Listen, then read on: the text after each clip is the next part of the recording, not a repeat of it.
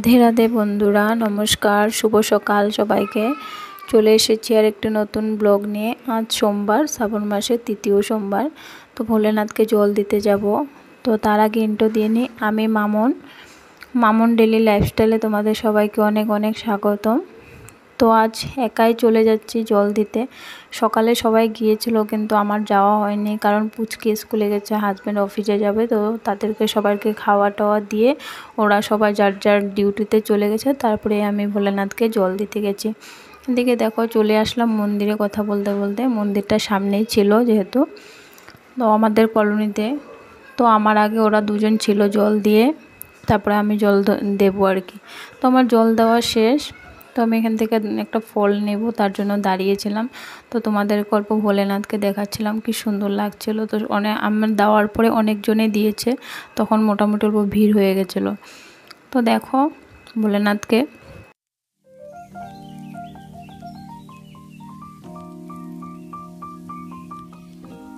পাশেই ছিল মা কালীর মন্দিরও ছিল।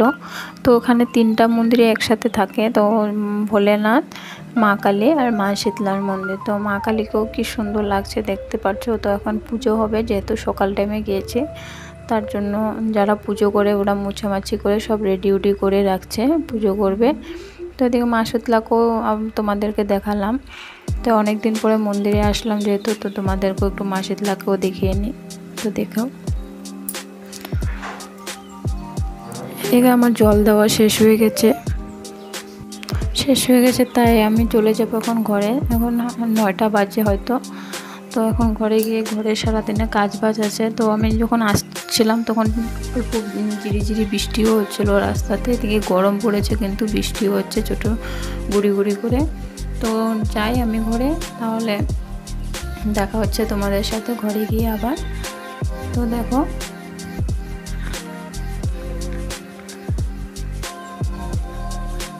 একা একা গিয়েছিলাম, তার জন্য এত ভালো লাগেনি। পাশে লগে কেউ থাকলে নেবে কথা বলে আসা যায়, একা একা। তারপরে তো এদিকে চলে আসলাম ঘরে। তো সারাদিন আর ব্লগ করা হয়নি। সন্ধ্যার সময়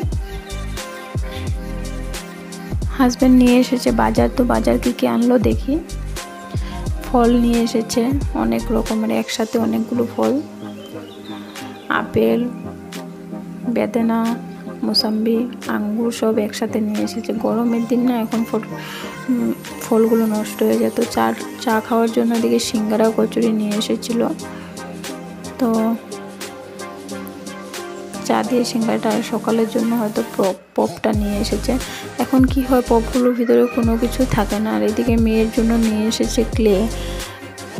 আগে আমরা মাটি দিয়ে কি সুন্দর করে পুতুল বানিয়ে বানিয়ে খেলতাম, হাঁড়ি কড়া সব বানিয়ে খেলতাম। এখন কি ক্লে বেরিয়ে গেছে, ওগুলো দিয়ে ফুল বানায়, ওটা বানায়। এদিকে মেয়েকে খেয়ে দিয়ে পড়তে বসিয়ে দিয়েছি। মেয়ে একটু পড়াশোনা করুক, আমি দেখিয়ে দেবো লিখবে। তো বেশিরভাগ সময় আমি লেখানোর চেষ্টা করি, কারণ লেখালে না পড়াটাও হয়, লেখাটাও হয়, দুটোটাই হয়। পড়ালে তো আর লেখা হয় না। তো লেখালে মুখে মুখে বলে, তার সাথে লেখেও। তো তার জন্য দুইটা কাজই হয়। তো বেশি টাইমে আমি লেখাই। তো এদিকে মোচা নিয়ে এসেছিলো রবিবারে, তো ওইটা বাছা হয়নি।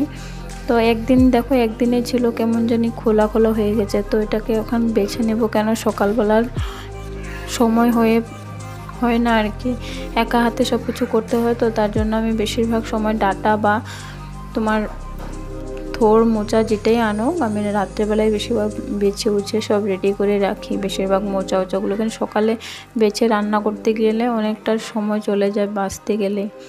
তো ওগুলো বেছে উছে রেডি করে নিই, রেখে দেবো কালকের জন্য। যেহেতু মঙ্গলবারে আমি নিরামিষ খাই, তো এটা নিরামিষই করব।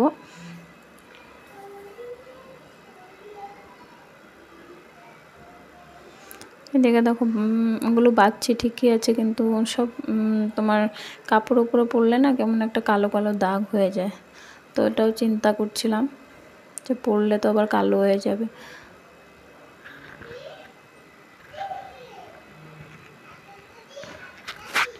তো আজকের মতো ভিডিওটা আমি এখানেই শেষ করব। দেখা হচ্ছে পরে আর একটা নতুন ব্লগে। তোমাদের যদি ভালো লাগে ভিডিওটা, একটা লাইক, কমেন্ট, শেয়ার সাবস্ক্রাইব করে দেবে যারা যারা সাবস্ক্রাইব করোনি। তো আমাদের ফাইনালি বাছা হয়ে গেছে, এগুলো পলিথিনে জমিয়ে রাখবো। আর দেখো কীরকম কষ পড়েছে, তো ওটাকে মুছে নেব, না হলে পাকাটা পুরো কালো হয়ে যাবে। তো এদিকে রাখি, আজকের জন্য টাটা।